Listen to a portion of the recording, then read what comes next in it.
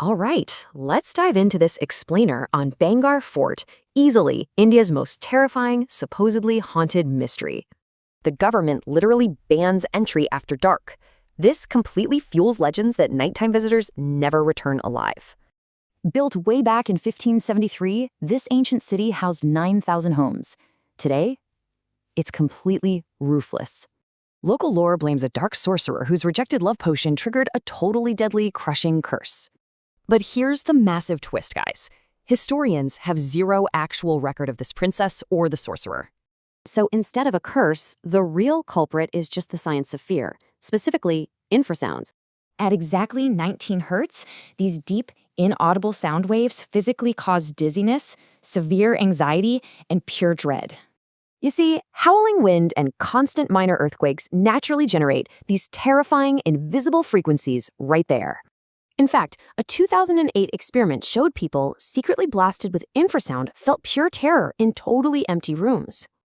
Now add in suggestibility. Tourists expecting a cursed fort literally manufacture their own fear from scratch. This triggers pareidolia, a weird psychological glitch where perfectly normal shadows suddenly look like terrifying human figures. But wait, what about those terrifying screams of crying women that tourists keep hearing after sunset?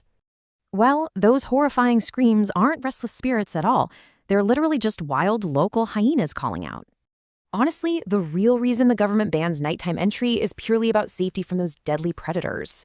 So, if there was no magic curse, how the heck was this massive, spectacular city actually destroyed? The city slowly declined politically for decades, but the final fatal blow actually hit in 1783.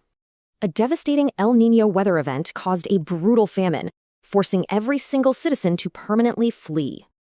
Why do we prefer the curse? Simple. Our human brains desperately crave villains and dramatic narratives. Ultimately, science replaces our deepest, darkest fears with fascinating facts and a genuine drive to understand. Which leaves us wondering, why do our brains so often prefer a captivating lie over a boring truth?